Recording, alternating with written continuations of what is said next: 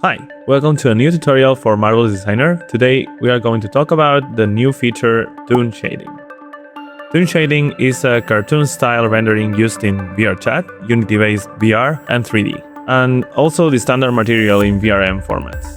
We recently added Toon Shading to Marvelous Designer 2026 to support the production workflow for toon-shaded virtual garments. To apply the effect to our character, we first need to select what we want to change and then change the material preset to Toon. We can now adjust the features inside the property editor. So each shader works with different maps. We can see that now that I've changed the Toon shader for the 3 avatars that I have in the scene. Before, in the fabric mat, I didn't add any maps, but in the Toon shader, I have it. So each shader works with different maps. So if we don't want to add a map for the color, we can also tweak the RGB color of the base color of the clothes, for example, or our avatars. The next thing that we can adjust is the RGB color of the shadow. So this color is applied to the areas in shadows, and we can adjust the hardness value to create sharpness, or we can tweak the shift to control when the shadow begins to form, so we can get larger or shorter shadows.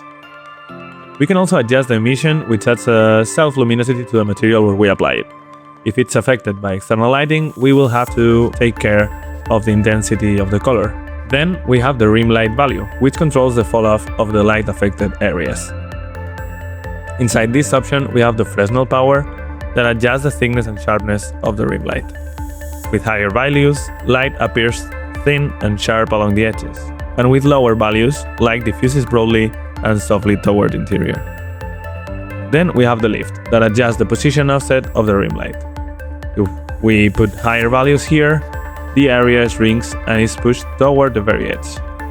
With lower values, the light extends further into the inner surfaces of the character. Last but not least, we can adjust the outline, which is one of the most important features to make it look toon. It creates an outline to achieve a cartoon-like aesthetic. First, we have an option called Mode, which is the method of generating the outline. If we select None, we won't have an outline. If we select World, it will maintain a constant thickness regardless of the camera distance. And if we select Screen, it will maintain a constant pixel thickness on the screen, regardless of the camera distance. With the width, we can adjust the thickness of the line, and with the color of the line. We can also add an outline map, which is a texture used for masking to prevent outlines from appearing on specific areas. Changing all those properties allow us to achieve our desired result. We can preview how the folds and the clothes will look on other platforms, so that's pretty useful. We can also import our avatar in VRM format, and Marvelous Designer will recognize the body and the M-Toon material properties. So if you use VRChat and Unity-based VR 3D platforms, don't hesitate to use these new functions. If you want to learn more about the new Toon Shader, check the Marvelous Designer manual, linked in the description below.